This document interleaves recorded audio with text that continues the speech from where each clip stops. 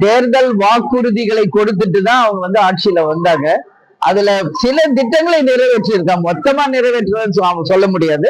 சில திட்டங்களை நிறைவேற்றியிருக்காங்க, பல திட்டங்கள் வந்து நிறைவேற்றல. அதுல எஸ்பெஷலி ஆசிரியர்களுடைய கோரிக்கை இன்னும் நிறைவேற்றப்படல. அவங்களுக்கு புகலிடம் கொடுத்து அவங்களை காப்பாத்துறது தேமுதிக அலுவலகம் தான்.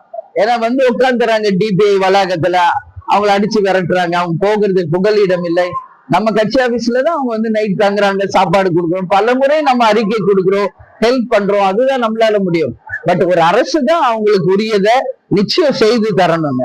இது செய்ய தவறியப்போ அவங்க கேட்கிறாங்க, வாக்குறுதி கொடுத்தீங்களா, ஏன் நிறைவேற்றலன்னு. அது மாதிரி நிறைய துறைகளில் இருக்கு. இதையெல்லாம் முதல்வர் அவர்கள் கவனத்துல கொண்டு இன்னும் இருக்கின்ற 7-8 மாசத்துல சரியா முடிச்சு கொடுக்கணும்.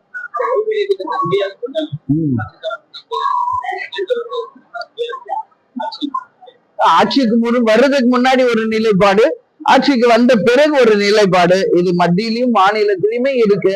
இது தப்புன்னு தான் நான் சொல்றேன். கேப்டன் வந்து தன்னால என்ன செய்ய முடியுமோ அதை தான் தேர்தல் அறிக்கையில கொடுப்பார், கொடுத்ததை நிச்சயம் செய்வார், அதான் கேப்டன்.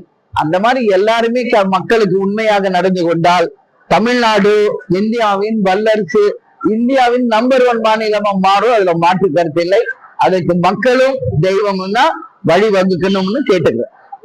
அட்லீஸ்ட் வரப்போற 2026 நல்ல ஒரு ஆட்சி வரட்டும்.